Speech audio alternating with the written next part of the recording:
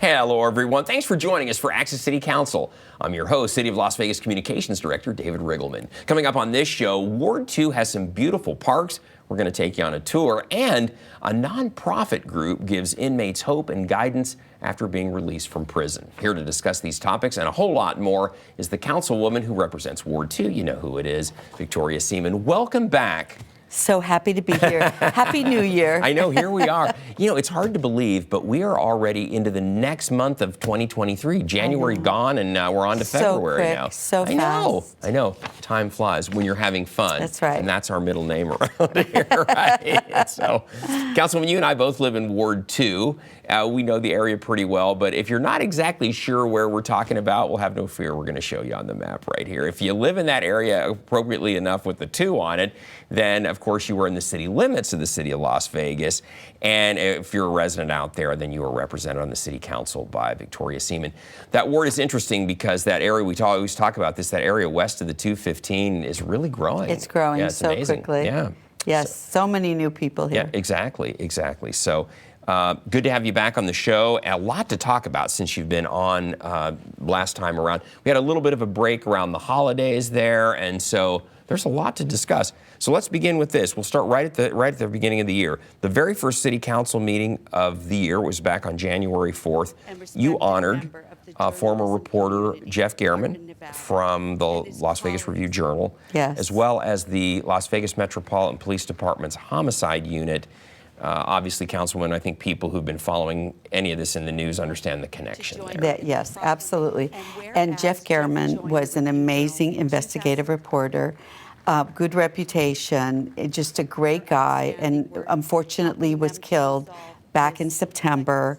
And our homicide unit was able to swiftly find out who did it and did the investigation, arrested the person who is accused of murder, I should say. And what I love about our homicide detectives, they have a 90% solvability That's rate, amazing.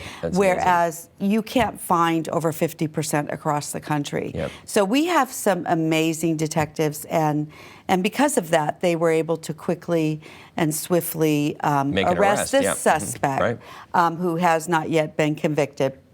And Jeff Gehrman was just an icon in this city, and so we were able to recognize his family and send them the awards, and I was just sorry that we hadn't done it while he was here. Yeah, that's a good point, Councilwoman.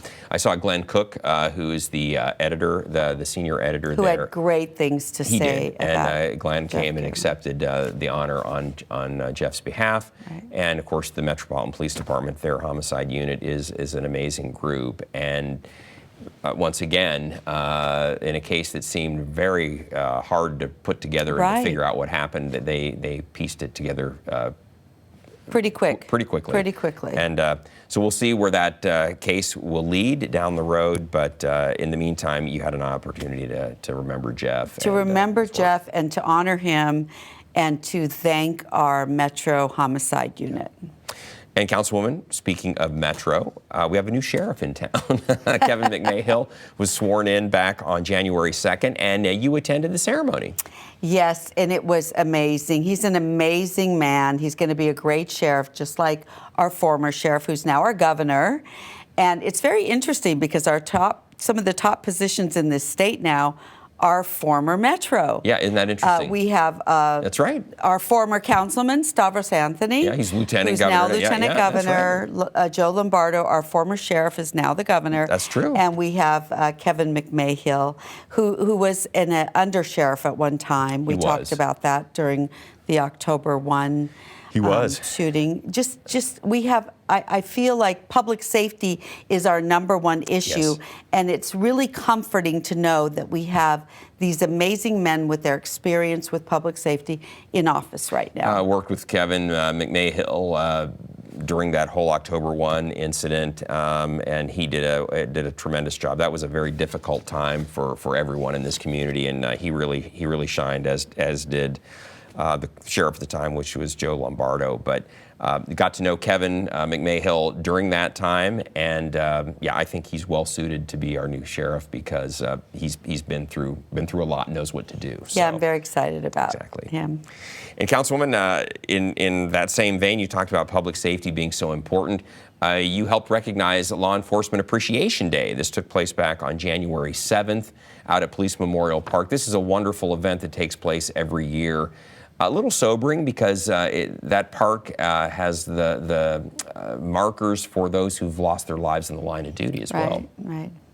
And there's our new assistant sheriff, Sasha yeah. Larkin, who, you know, it's just amazing because we have a great, no wonder we have the 90% solvability rate. Our metro is really a great group of men and women who really care about our community. Yeah. Sasha Larkin had been out at the Summerlin Area Command, That's right. which she was the captain there, and now she has moved up along with others in the new administration. So best of luck to her, and she has been a great partner with the city of Las Vegas. So I'm glad that she's not going too far, and that we can still rely on her expertise.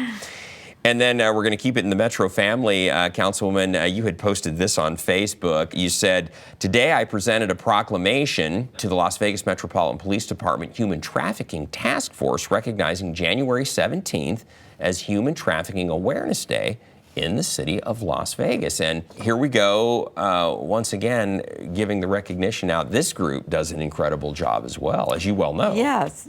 It's just amazing, though, how we have, people don't realize that we have Metro, Las Vegas Metro, but they don't realize all the different task force that are working on behalf of public safety. And so we wanted to recognize them as well. They're doing such a phenomenal job. You know, Councilwoman, I saw statistics somewhere very recently where Las Vegas, I guess probably because of the nature of the tourism that we have here, is has one of the highest incidents of human trafficking anywhere in the United States and actually anywhere in the world, which I guess would make sense. Yes. Because of all the people that come in. All the tourism, 40 million a year. Still a disturbing statistic. So that's why this task force is so important. Yeah, exactly, to get out there and try to prevent this from happening. Some of the people being trafficked are very young, which is really very concerning. So it's children. Yeah.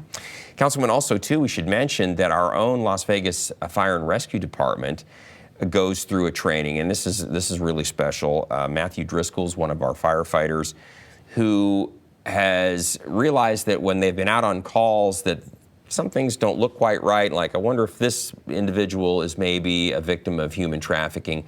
So he helped establish a program within our own fire department where people going out, first responders, when they go out to these calls, know what to look for when it comes to human trafficking. Some of the telltale signs that, hey, you want to maybe pull this individual aside. It's like, do you need help? Do you need us to help you? Because looking at the situation, you may be potentially so needed. Yeah, exactly. I'm so grateful for that program.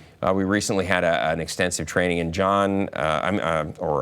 Matthew and his team have helped train first responders, not just at our fire department, but across the valley now. So it's an amazing thing. So between Metro and our fire department, we're really doing everything we can to stop this human trafficking here in town. So important stuff. And Councilwoman, I love this too. You had posted this on Facebook. You said, I want to thank John Ponder for inviting me to present certificates of recognition to the graduates of his Hope for Prisoners program. And folks, if you've not heard of this program, Hope for Prisoners, it is a phenomenal program. There's Councilwoman there with him. Yeah, this program truly works. They have seen the statistics of reoffending, and it's not, I mean, it's a very intense program that these men and women go through to help them to stay out of prison and stop reoffending, and it works. And John Ponder's just an amazing man. He really is. I've known him for years. We used to go to the same church. He is just on fire for helping people. He was a former felon who turned his life around, and so it's been his goal to help others. He's talked about that, Councilwoman, where if you have been sent to prison or spend time in jail, there's a really good chance that you're going to be back there. And so what he's trying to do, and what his program's been so successful at doing, is breaking that cycle of what's known as recidivism, where people go back into the system again and again and Mm-hmm. again. And the more times you go back, especially to prison, the longer the sentences become. And it's this never-ending cycle unless you can break it. So Yes, and this is what he does. This Mm-hmm. is his life, and I just have so much respect for the man because he is changing lives every he is. day. And it's just, not only is it helping the individuals who are in these Families. situations and their families, exactly, but it's just so good for society because we're Exactly. not having these folks end up back in prison, reoffending, getting in trouble again, going back into the system over and over and over. So good for him. John is an amazing person, and good for you to recognize him. You know, you had mentioned this, always nice to do that when people can be around to see Right. the recognition, and For sure. and good for John. So, Councilwoman, we love Ward 2 because we have some great parks out there, and for a variety of other reasons too. But you really recently had, I think, was it your new Parks Commissioner? Well, actually, they've been my parks commissioners for a while. Okay. And they've been my parks commissioners for a while because they're doing such a phenomenal job. And it was at a recent Christmas party that we just all decided it's time for us to go out to the parks together. To do another little tour and talk see what's about going on. what Yeah. needs to be done. So, I mean, these positions are volunteer. So, kudos to my park commissioners that they volunteer and yet they're willing to take time and go tour the parks with me. They're just amazing, and our parks are in great shape because of these individuals. They're great advisors. They're the kind of eyes and ears in the community. And so you guys toured Bruce Trent Park, which is really close to where I live.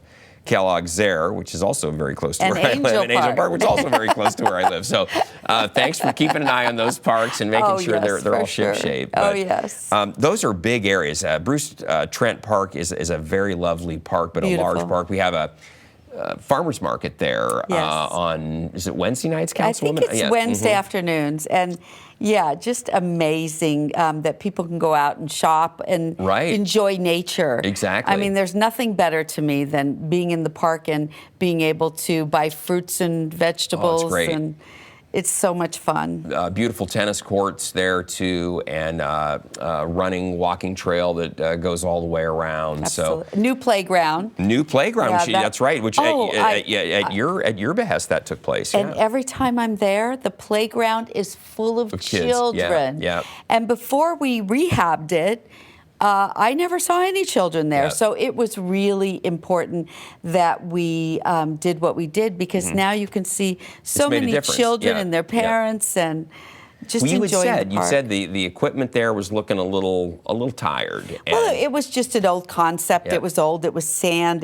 Yeah. We were able to bring in the. I mean, I tell you, it was so worth it because to hear children, see children playing in the park, it's stuff. just amazing. Well, speaking of a park where children play of all ages, and that's Kellogg's there. That is our big soccer complex. Big. Wow, Councilwoman. And big dog park. Yeah, exactly. My dogs love it there. Exactly. That wonderful dog park there. There's for large dogs and smaller dogs. Yes. And then there's also a third area where they let the grass rest, so it can the grass can kind of rehab, and then they just kind of rotate the parks Right. around. They do. But that park is extensively used for our big soccer tournaments That's here. right. Yeah, That's yeah, right. have those several times a year. And if people haven't gone out there, the playground, the picnic tables, it's really beautiful.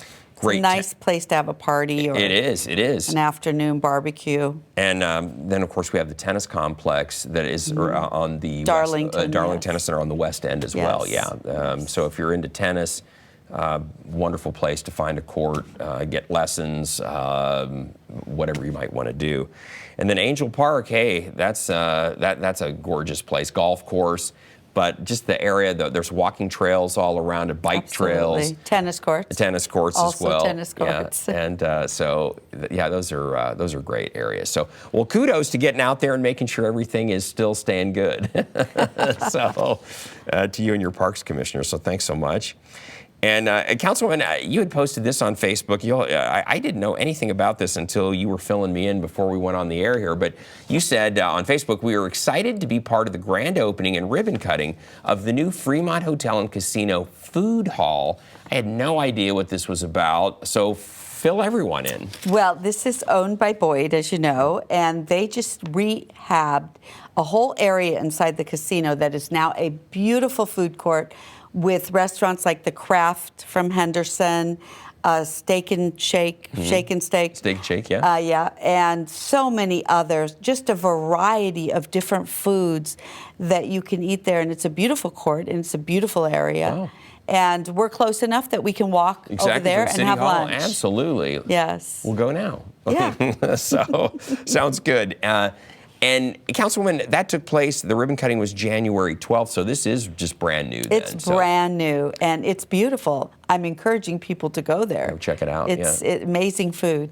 We love when there's new business anywhere in the city. We love when there's renovation like this, that reinvestment into the community, because it just keeps Las Vegas at the top of its game. That's right. We love that. A world-class city. Exactly. So congratulations, Fremont Hotel. We love that. And then you took a tour recently of our Strong Start Academy and Charter School. That's right. I am so grateful that we did that Strong Start Academy because they're showing successful rates. It's bilingual, and it's just an amazing charter school. Yeah, and Councilwoman, there was some question, why would a city help get a charter school started? But I think the answer to that, you've touched on it, is that really to kind of bridge that gap. We had so many students that were non-English speaking, and this is an opportunity for them to get a good start on their education, but they're also going to learn English. And the thing of it is, too, the kids who are English speakers are also going to learn Spanish. That's correct. And, I was one of them that had many questions. Yeah, why are we doing this? This is maybe not in our purview, but I'm grateful that we did. Yeah. I really am, and I would love for us to even do more in the future. Exactly, and clearly we weren't trying to get into the school district's lane or anything on this, but it was an opportunity to serve a segment of the population within the city. That's right. That really were underserved and needed it. Exactly. But the charter school is open to everyone. It is. You don't have to be, living in the immediate area. We should mention, Councilwoman, it's downtown at 9th and Bridger in that area. Yes. And that's where the school is yeah. located. So it just launched this past school year. So it's into its second semester now and going well. The teachers are amazing. It goes K through 3 now, and then what we hope to do is add classes as the third graders move to 4th, 5th, and 6th grade. We'll grow the school along with them. So that's very good. And then you had some celebrities in the office recently. Back on January 5th, you posted this on Facebook. It was great to meet and greet Ansan, South Korea Mayor Lee Min-win, where we have a sister city park. Min-win, I think I said that right. And there he is. Yes, this is the new mayor. This was in my ward, Ansan Park, before we redistricted. So I was very involved with the Korean Association, met the former mayor before the new mayor here. Gotcha. And just, it's great that they come here, they visit our parks. Yeah. And I'm hoping one day to go visit their park. But just an amazing relationship we've had with them. Yeah, with Ansan, South Korea. And Ansan Sister City Park is located sort of west of Buffalo, not too far south of Westcliff, Alta, in that area. Correct. You make a right there, and the park's just right there. Yeah, it's a beautiful park. It is. If people haven't been, they should go. It's a really beautiful park. So visit our website, lasvegasnevada.gov. We've got all of our parks, all the locators are on there if you want to learn more about it. But it's great that they came to visit and say hello. They always do. It's just an amazing relationship. Yeah. Yeah. It's great. That Sister City program goes back many years, and they have stayed very active in all of that with us. Yes, so they have. Good stuff. And then, Councilwoman, back on January 26th, it was Lunar New Year. Actually, it was the 22nd, but you presented a certificate to some very dear friends of yours. Yes, this is Janley Lowe, and she's been doing this, I believe, 12 years or more. And there's our former councilman, Stavros Anthony, was also there. who's now our lieutenant governor. And what a festive holiday. Yeah, it is. They celebrate for like 15 days. They do, that's right. right. Oh, yes. And started January 22nd and goes 15 days from there. That's right. Year of the Rabbit. And I love their holiday, and they really do enjoy their New Year, and have a lot of dancing and festivities. It's fun, yeah. And I was just glad to be a part of it. You present a certificate. They call it Chinese New Year in the Desert. Right. And always fun. It's funny, you'll see a lot of red, bright colors. It's to scare away bad luck in the new year, and that's why the fireworks and the loud, the loud noises, loud noisemakers that they have. It's all part of that, is to scare away any bad luck and just have the good luck stay. So and I've been I'm all for that. So. Yeah, I'm all for that too. And I've been telling folks to go adopt a rabbit, because it's Year of the Rabbit. You have very good luck. You have been. So the Nevada SPCA has a bunch of beautiful rabbits They do. that we just filmed the other day. Exactly, I saw that you'd posted that on social media. So if you're in the neighborhood or in the market for a rabbit in the Year of the Rabbit, there's a few that can help. There's plenty there to pick from. Yes. So give them a good home. And then, Councilwoman, along those same lines, you posted this on Facebook. You said, I had a great time riding on Big Red with Las Vegas Fire and Rescue today in the Chinese New Year in the Desert Parade. And this was on Fremont Street. Yes. Took place back on January 28th. Another event that they've been doing for about 12 years. Yeah. Right in downtown. And it's growing every year. It is. It is. I love this. Most of the parades we have in Las Vegas in the downtown run along 4th Street. But this parade goes up Fremont Street. That's correct. And that's really, and look, the weather was just gorgeous It that was day. gorgeous. Yeah. And it was a lot of fun. So Lunar New Year is interesting because, obviously, hence the name, it sort of follows the cycles of the moon. That's So right. it's never on the same day every year. No. Like for us, it's always, January 1st. That's easy to remember. But Lunar New Year will tend to move around. And this year it was January 22nd. But as you say, they celebrate for 15 days, which is, it's fun. And a lot of celebrations across the city as a result of that. So Across the country. Yeah, exactly. So we'll take it, and we love it. And then, Councilwoman, you had your last Breakfast Buzz and Ward 2 Biz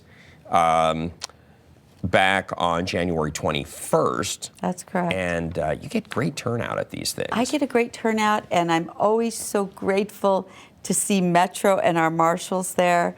And I tell you, most of the questions are for them. Yeah. So it's really nice to have them there so they can answer questions that I might not be able to answer. And just to, it puts the community and law enforcement and public service all together. Yeah. Like you said, they don't have to drive downtown. They City don't have Hall, to right. park and come up to City Hall. But we all get to break bread together, and it's just like having breakfast with friends. And Councilwoman, you had kind of a good problem to have, because you used to do that at various restaurants around Correct. the ward. But you had so many people turn out that we had to move it to Veterans Memorial. We had to move it to Veterans Memorial, and I don't know if we're going to be able to have it in any more restaurants, just because of the total amount of people that come in. Yeah. We love that, and we want it to keep growing. So it's important that we have it in a place where everyone can come. That's terrific. Remind everybody, it happens once a month. It happens a Saturday once a month. The only thing that's different is the date. Mm-hmm. Like it could be the beginning of the month or the end of the month, but it's always on a Saturday, and it's always 9 to 10. 9 to of 10. course, we run over, but you just have to follow my social media, and Yeah. we usually, when we finish February's breakfast, we'll be posting for March's breakfast. Very good. And very informal, everyone. You can go, you can meet the councilwoman, her staff, as she said, our marshals, Metro, get to know actually even the people that are in your immediate neighborhood. And very low-key, you break bread, and everyone has a chance to That's talk. right. You don't have to dress up. Yeah. Just come as you are. Exactly. And you don't have to come down to City Hall, which sometimes I think is a little intimidating to people, you know. Be. So Plus, it's a drive. It for is, my yeah. ward. And again, for those that aren't exactly familiar, Veterans Memorial Leisure Service Center is on Pavilion, Yes. right next to Palo Verde High School, That's correct. and the pool and everything is all right there too. So yeah. it's a great complex. Well, Councilwoman, the time with you always goes by fast, and we're running out of time here, but we want to tell everybody out there, hey, we always want to hear from you, so if there's something you'd like to share with Councilwoman Victoria Seaman, you can find her on Facebook, Twitter, and LinkedIn. You can also contact the Councilwoman at 702-229-2420 or send her an email. Her address is ward2@lasvegasnevada.gov, and she or one of her great staffers will get right back to you. So, you guys are busy, but you always take all the calls and figure out what people need, even when it's really not a city issue. So. Well, we do, and we'll continue to do that. Exactly. Well, Councilwoman, great job. We'll have you back in 6 weeks with another update from Ward 2. See you then. Look forward to it. Sounds good, me too. And in the meantime, everyone, don't miss our next show beginning on February 16th with Ward 5 City Councilman Cedric Creer. You can now catch all of our KCLV shows on Apple TV, Roku, and Amazon Fire. Also, watch for our QR code during the closing credits of this show to download and subscribe to our newsletter. And don't forget, you can watch us live on the internet at kclv.tv. Thanks for watching, everyone. We'll see you next time around.